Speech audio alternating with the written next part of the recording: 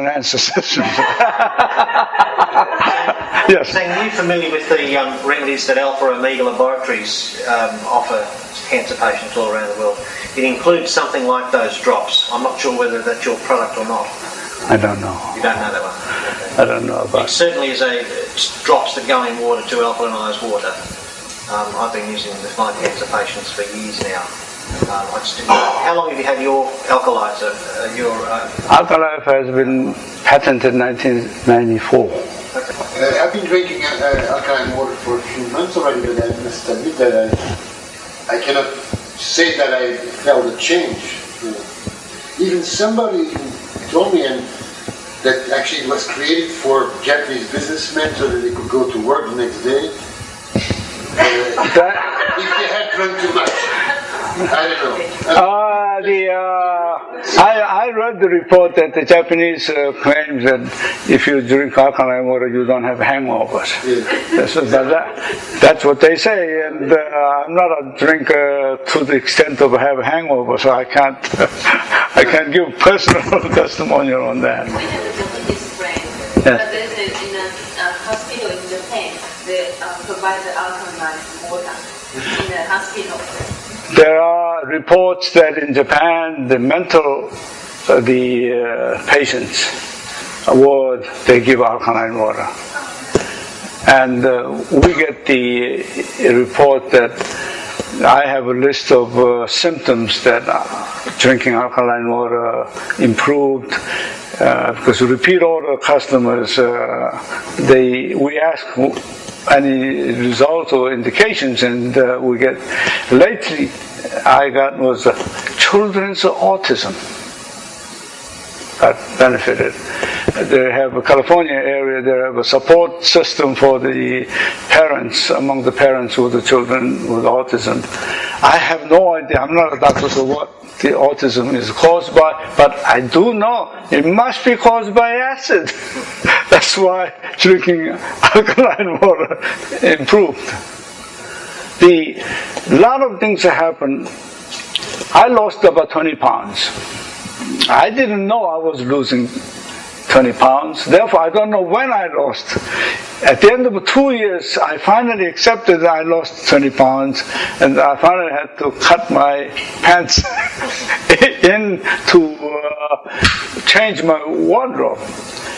But since I don't know when, I said that I lost 20 pounds in 2 years. Somebody said, that means in 20 years you'll lose 200 pounds? It's a good thing that your body is more intelligent than yourself. Body knows what is the optimum weight, it maintains it. Since then I'm not losing weight, I'm not gaining any weight. I don't exercise, I don't diet. I'm trying to, as a scientist, when you mix so many things up together, you don't know which one worked. So you have to be consistent to see the results. Anybody else? Let me share with a few other experiences. These are all common sense when you understand. Scientifically, it makes sense, but you never thought about it. When a woman gets pregnant, a placenta is formed, fetus is in there. The fetus gets nutrients and oxygen from mother through umbilical cord. So fetus grows and burns nutrients, otherwise they won't get it. They have to grow. They also make waste products. Unfortunately, mother's blood vessel is not connected to the blood vessel of the fetus. Therefore, mother's blood vessel cannot take out the waste product. So the fetus discharges, urinates in that placenta 9 months. Can you imagine that? Until water breaks. So the mother's body needs all kinds of alkaline mineral to neutralize that 9-month discharge of urine from the fetus. That's why in the early stages of pregnancy, mother's body loses so much alkaline mineral to to the placenta. If the mother's body has a lot of alkaline reserves, they don't feel anything. But if you don't have a lot of alkaline mineral, but you lose so much to the placenta, your blood gets acid rather quickly. That is the reason for morning sickness. This is what Japanese doctors have discovered. That's why some people have morning sickness, some people don't. Okay? It's a matter of how much alkaline reserve that you have in your body. The next thing is, I wrote this in my book. For those who read my book will know that. I have a friend of mine in Colorado Mountain, therapist, and he sees a lot of patients walking with a high altitude sickness. One day, he says, an elderly lady came in with a high altitude sickness, and she told this doctor, I feel like I'm having morning sickness. She meant as a joke, but this doctor remembered reading that from my book, so he made some experiment. He gave a group of people oxygen mask and a group of people with alkaline water. The people with the oxygen mask felt good almost instantly. But when you remove the mask, the symptom came back. People with alkaline water took about 15 to 20 minutes to feel better, but after that, symptom didn't come back. Initially, he sold the alkaline bottle to them. Now, while you're up in the mountain, keep drinking this. Then he conducted further experiment. For those severe cases, he told me he gave 3 glasses of water, 10 drops in each, and let them drink while they are waiting in the waiting room. 20 minutes later, they walked out. They didn't even have to drink continuously. All throughout their stay in the mountain, they were okay. If you visit my website, the number 22 of my article talks about the difference between oxygen-rich water and alkaline water, how it is different, and why O2 oxygen is volatile, they consumed, they burn readily, and the OH oxygen is a stable oxygen. You cannot burn that. Therefore, it just increases average value of oxygen content in your body. And if you can visualize this, when you breathe in and breathe out, going through this cycle, your oxygen level in the body is up and down, like a sinusoidal waves. If your average value is low, when it goes down in the valley, it gets too close to zero value. That's what the high altitude sickness is. So if you can raise that average value of oxygen, then when it goes down, it's still far away from the zero value. You don't feel any. That's the only plausible explanation why drinking alkaline water eliminates the high altitude sickness. Another interesting element, that's, as long as you have time, I have time, I'm staying here tonight. They say our human body has 75 trillion cells, give or take a few trillion.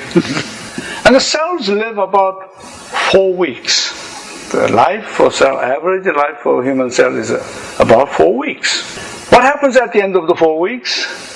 The cells divide, the gene and RNA, DNA splits, and it becomes 2 strings, half of each. Then they look for the matching mate from proteins and enzymes floating around, and becomes 2 complete genes, and the one cell becomes 2 cells. Right? You all know about this fact. Does that mean at the end of the 4 weeks we will be 150 trillion cells? No, we still remain 75 trillion cells. So the logical explanation is only half of them regenerate, the other half degenerates. Then it makes sense, okay? Mathematically, it makes sense. Then the next question is, which one regenerates, which one degenerates? The law of the nature is such that weak one degenerates. Injured ones, polluted ones, radiated ones, the bad, damaged ones, they are the ones who degenerate. The healthy ones regenerate. That's how we are designed to maintain good health living in this polluted, hazardous world. Does it make sense? Yeah. Now, then how come some people get sick with the pollutions? See, if your body has the disposal system working properly, so that these, when they degenerate, those bad part, which is dead cells are acidic, gets carried out, neutralized, and dumped by your urine, then you don't get sick. If you don't have enough of that, then they remain in your body. That's when you get sick. You all heard of a nuclear accident in Russia. The power plant, the nuclear power plant exploded, and a lot of people got radiation. Not everybody died. Some people survived, some people died.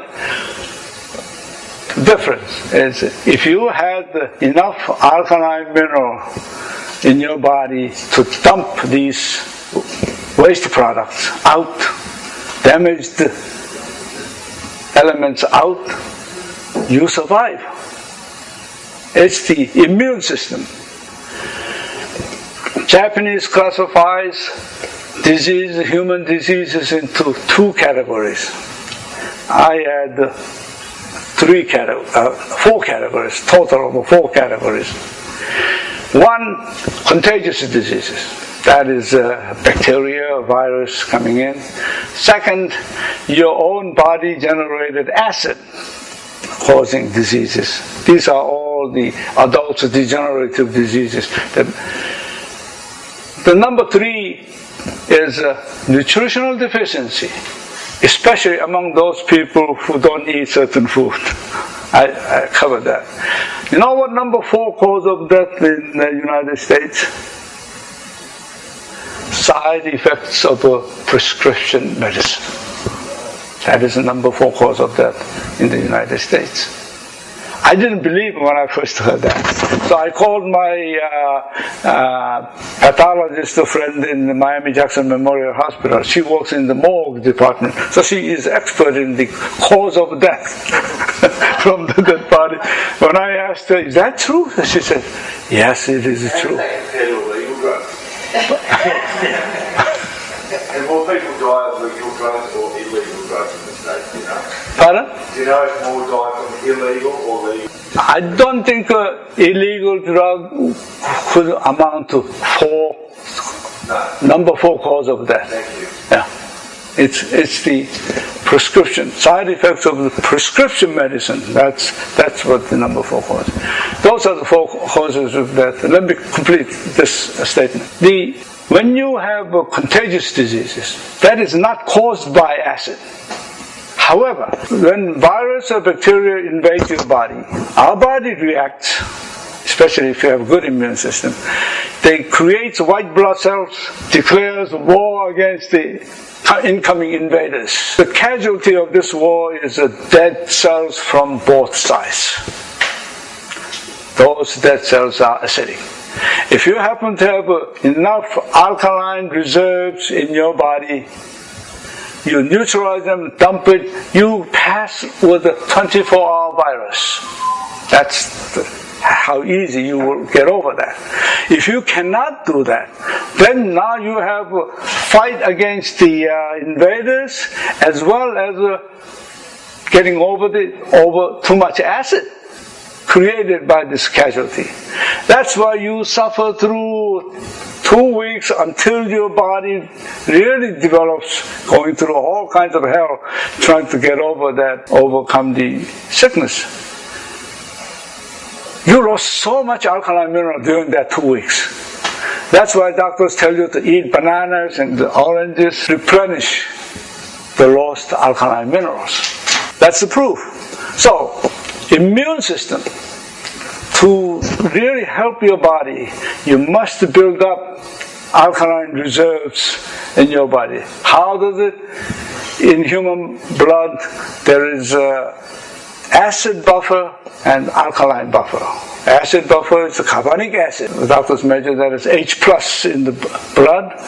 And alkaline buffer is a bicarbonate, the one that we talked about, bicarbonate. If you have plenty of these things, you don't have any problem.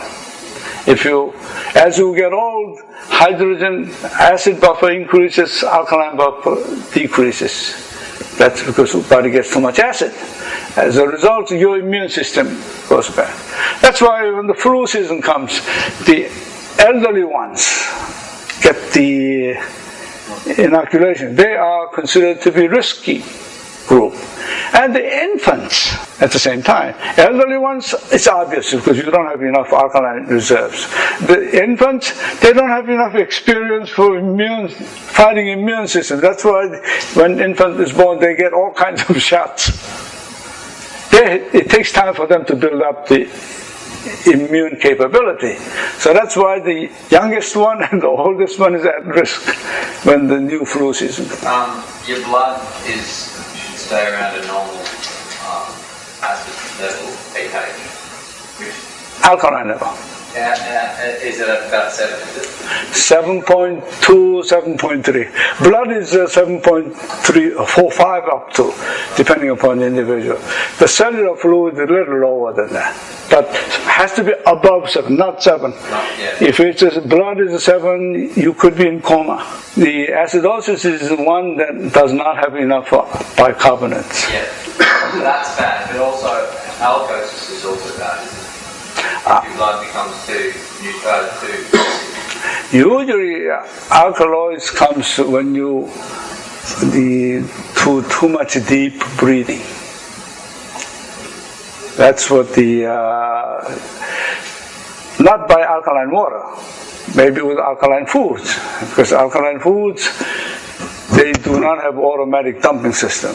It goes into the cell, then metabolism, then it shows alkaline property, because it's embedded in the food, organic part.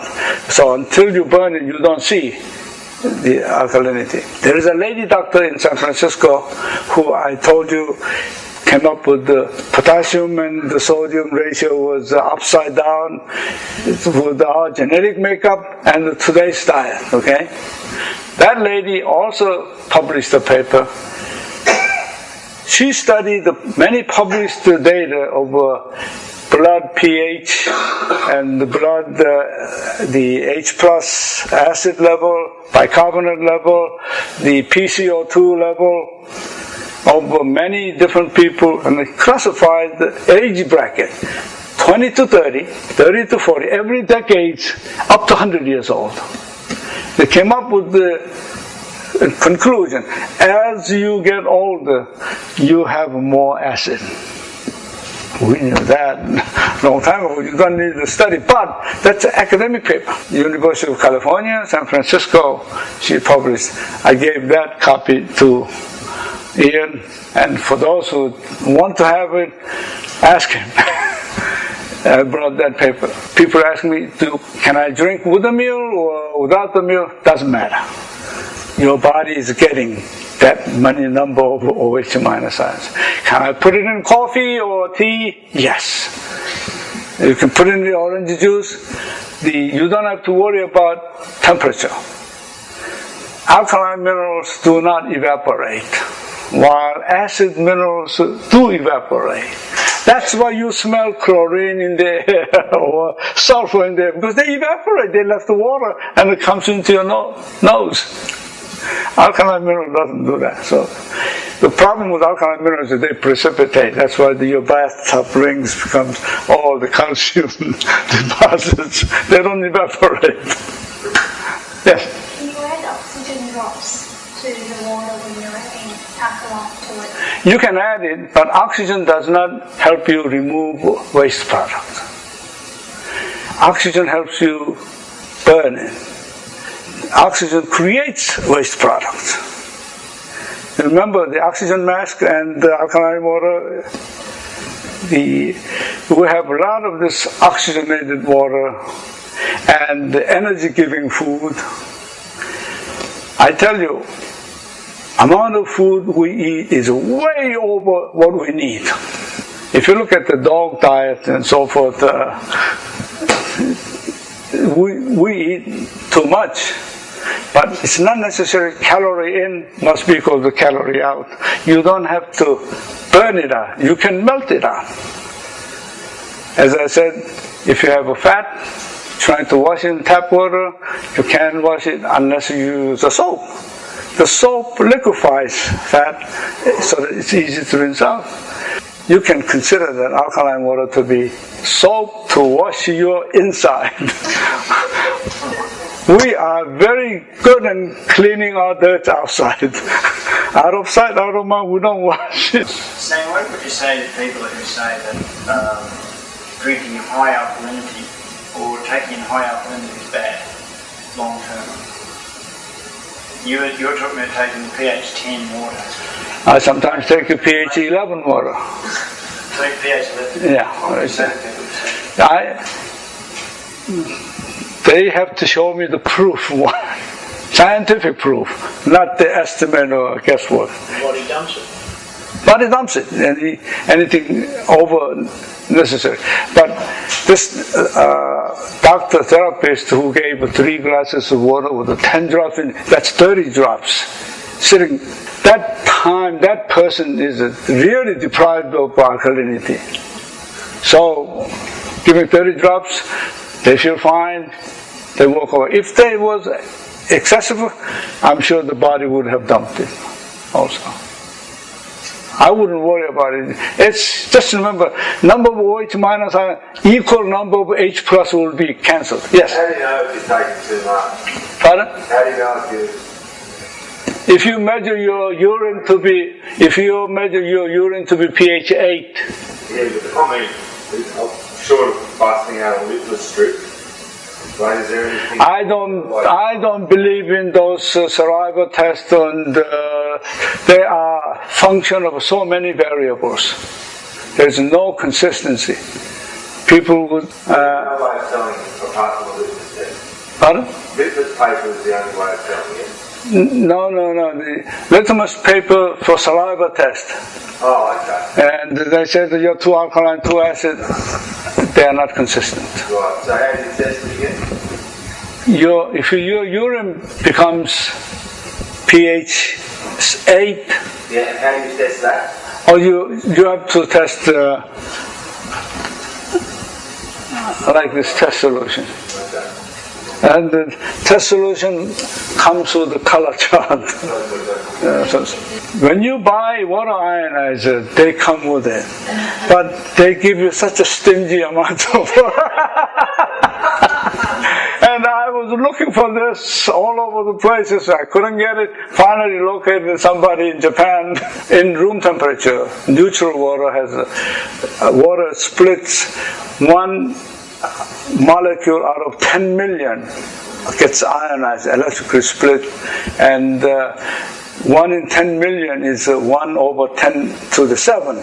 That's the number 7 comes about as a pH of 7. That's in that neutral. When you have equal number, and when you have too much H's, the law of nature is such that exponent of H plus exponent of OH is always 14. So you don't have to measure what pOH is. If you know pH, you know what pOH quantity is, because 14 minus that. That's why we don't measure pH. We only measure pH. It is understood what the rest of them tell. Yes. What's the pH of the normal urine? It's 4, 5. Again, that's fluctuates depending upon what you ate the day before or the lunch, and so what you drank. It's fluctuates. That's why people say you measure your urine and tell you whether your body is alkaline or acid. I don't buy that. drinking ionized water reduce the stomach acidity? Like, I have a problem with not enough acid in my stomach. If I drank alkaline water, would it neutralise the acid in my stomach? That is your body mechanism cannot produce necessary hydrochloric acid. And some people... Worse if I drank it. No. See, the reason why you cannot produce hydrochloric acid is around the stomach you have too much acid buildup. So you have to reduce that. In order to reduce that, it's just drink alkaline water. If you drink alkaline water enough, you would reduce the acid buildup around the stomach, so the stomach will get enough of blood supply so that they can produce hydrochloric acid and the sodium bicarbonate. It's normal function. People say, as you get old, you don't produce enough hydrochloric acid. So I call that, when you say, as you get old, means as you build up acid. Then you understand. So your goal is to reduce acid. When you drink pH 10, the water you drink, isn't it? I put enough alkaline to drop it in. I experiment myself so that if anybody suffers from too much alkalinity, I want to be the first one to know that. That's why I force myself to all kinds of alkaline to feel that difference. I don't have any problem. What you drink is pH 10? 10 or even higher. Sometimes Miami water has very high pH. North Miami, city of North Miami, I don't understand why pH is almost 10.5, always of tap water. I found out that's accidentally. I was trying to demonstrate what I demonstrated today. I got the tap water, put test solution, was way high pH already, so adding alkaline didn't do anything. So I had to go out and buy a bottled water to explain that. So that's very good. Yes, I tell the North Miami people, don't worry about it, just drink the tap water. But they have a phobia against drinking tap water because of media reports. Before I thank Sang tonight, I'll just share a few little ideas with you that might stimulate your mind a bit. The first is that I have one patient who's a supremely fit athlete, really fit athlete, always been very fit, eats a very health conscious, eats a really good diet, not a strip of fat on this man, and he's 49, and we just did a quadruple bypass on his heart the other day. I love it when Sang says exercise, aerobic exercise, lactic acidosis harms people. I think that's true. Also, I've been a doctor for a long time, and we see endless numbers of people talking about their diet, and one of the striking things you see is people living together eating exactly the same diet and totally different health outcomes. It's really striking. So different are their health outcomes, it's amazing. I see husbands and wives, I see someone nodding there, they're eating exactly the same food. You'll have someone with a super high cholesterol and the wife will have a low cholesterol. It's just amazing how different this is. Third thing I'll throw at you just to go home with. Sam just mentioned before the cause of death of drugs, but drugs keep a hell of a lot of people alive for years and years and years and years and years. And then someone says, oh, they have a side effect, no. So wasn't it terrible? But there are millions and millions and millions and millions and millions of people alive today because of the modern pharmaceutical industry. So just something to think about on that. Another thing is tobacco. In September 11 in America, 4,000 people died in a couple of buildings. Every year in America, 200,000 people die from tobacco. Every year, year in, year out, year in, year out. And I've yet to see the army being launched and the war to find these terrorists.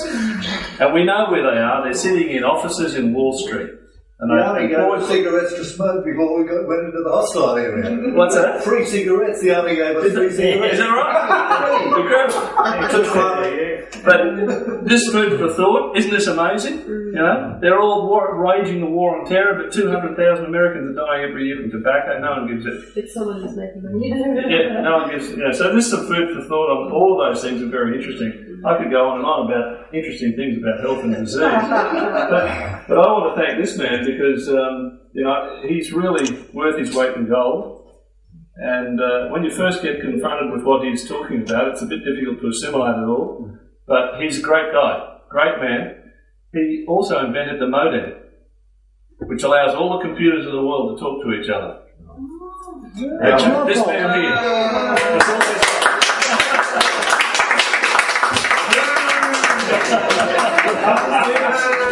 So we can blame him. We got rid of him and Bill Gates, we'll all be happy. But I'd like to thank him for coming all the way to Australia and sharing all this with us. And we can all thank him for tonight.